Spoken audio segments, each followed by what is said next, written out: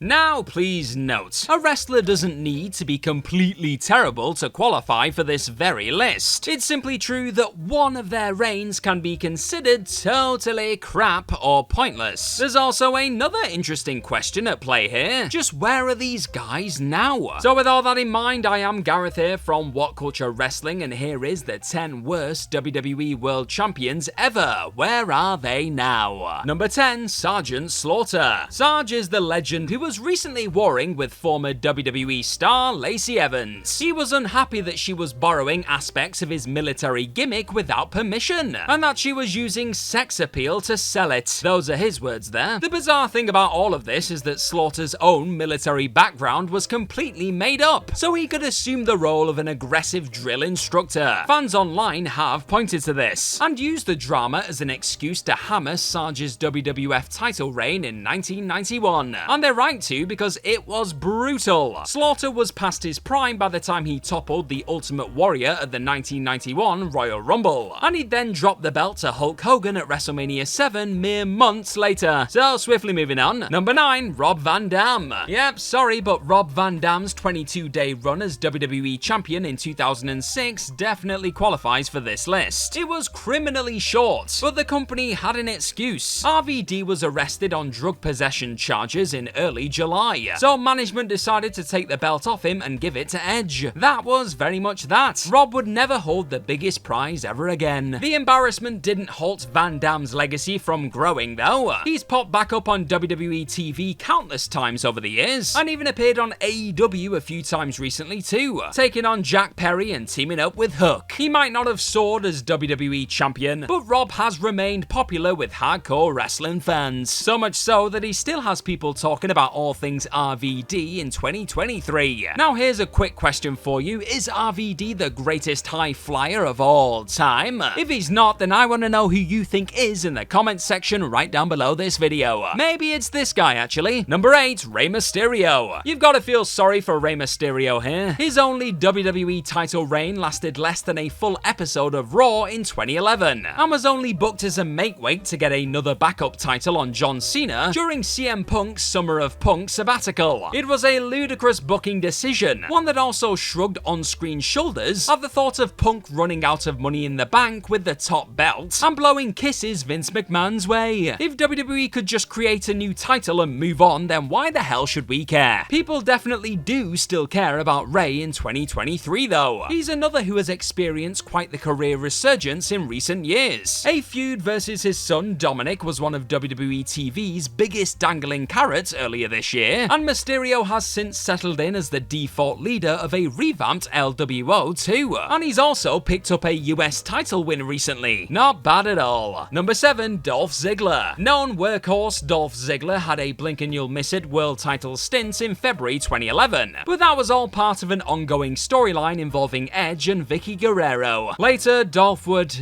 enjoy a longer reign, but that had come to a premature end due to concussion issues. Neither was a banner period in the man's career. Money in the Bank cash-in aside, because that was awesome, and becoming world champion didn't end up being Ziggler's full-time ticket to the top of WWE cards either. Fast forward to 2023, and Ziggles would be shockingly released during the most recent round of WWE cuts earlier this year, with the show-off now potentially popping up in somewhere like the Land of All Elite alongside his brother in the not-too-distant future. Weirder things have happened this year. Number 6, Dean Ambrose. Dean Ambrose as WWE Champion sucked. Don't lie to yourself, it did. He was immediately blown out of the water by following champion AJ Styles, and really struggled to convince as a top babyface whilst holding the belt. Matches against old Shield pals Roman Reigns and Seth Rollins proved decent, but a singles versus Dolph Ziggler at SummerSlam 2016 came and went without much fanfare. Dean's interest in WWE life began fading after that, and he decided to take the plunge by leaving in 2019, and AEW was awaiting. Of course, that's exactly where Jon Moxley is right about now, and he's done alright over the last few years, hasn't he? He's worked several runs as AEW World Champion, but currently heads up the Blackpool Combat Club group alongside Bryan Danielson, Claudio Castagnoli, and Wheeler Yuta. And long may his violent run continue. Number 5, Jack Swagger. Only the real ones remember the glory of Swagger's soaring eagle. Seriously though, WWE pushed promising blue chipper Jack Swagger to the mountaintop in 2010 without properly pausing to think about how he'd fare as champion. It was an experiment, and a failed one. Swagger didn't have the mic skills to carry top feuds as a world heavyweight champion, and his matches were nothing to write home about either. This was definitely a case of too much too soon, but it remains the peak portion of Jack's in-ring career in a major company. Today, he's Chris Jericho's former bodyguard in AEW, and spent most of his recent time on TV hanging around talking about how much he liked his hat. I mean, it was a rather nice hat though. Number 4, Jinder Mahal. Everyone knew this guy would be involved as soon as they clicked on the video, but there's no getting away from the fact that Jinder Mahal is roundly considered one of the worst WWE champions ever. He was a career mid-carder who got into supreme physical shape and was rewarded with a sudden stab at the big time. Fans were shook when Jinder pinned Randy Orton at Backlash 2017, and even more stunned that he held on to the top gold for 170 days. WWE finally threw the towel in on his title reign in November that year, and he'd never get close to the main event pack again. Mahal has struggled to resettle on the mid-card ever since too, and is currently the mouthpiece for Indus Sher, who haven't been doing much of anything on the main roster. Everybody would likely just prefer to forget that he was ever pushed to the very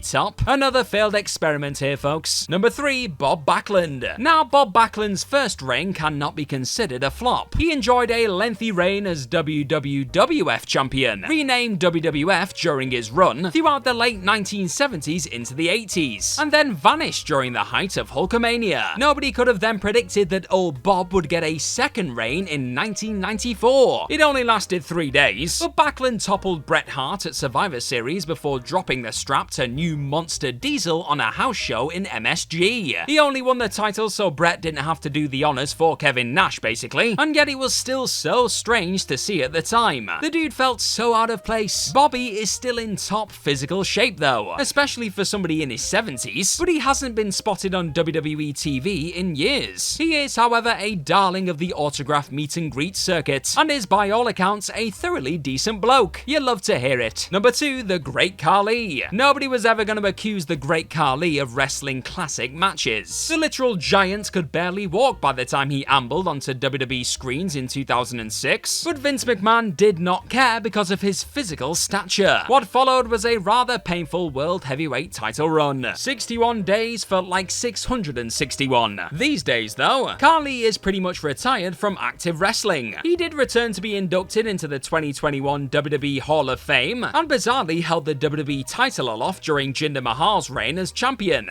Remember that? But he'll probably never do anything physical in the company again, though he did still surprisingly show up at Superstar Spectacle in India earlier this year. Follow Khali on social media, and you'll see he's also still active in the gym every damn day. The big man has taken an interest in politics too, which could have probably come in handy had he been interested in extending that world title run further. Haha, just kidding. Number 1, Vince McMahon. Vince McMahon was capable of working spirited brawls against all comers throughout the late 1990s and into the early 2000s, but his 4-day reign in TV land as WWF champion was a creative clanger. He'd win the thing from Triple H on SmackDown, then vacate it come the following week's Raw. What a waste of time, eh? Vince didn't even defend the belt in ring, which could have given his stint as champ some credibility to speak of. The longtime WWE owner is currently hitting headlines for all the wrong reasons these days, and he was most recently seen sporting that horrific mustache when WWE officially merged with the UFC to form the new TKO company. Nightmare fuel. And that is our list. Know of any of the other worst WWE World Champions that we've missed? Well, let us know all about them in the comments section right down below, and don't forget to like, share, and click on that subscribe button while you're down there. Also, if you're a fan of this sort of thing, then please head on over to whatculture.com and find some more fantastic articles just like the one this video you're watching right now is based on. I've been Gareth from What Culture Wrestling. Cheers for spending a bit of time with us today. Now go and chase a squirrel in your garden or something. I don't know. Bye bye.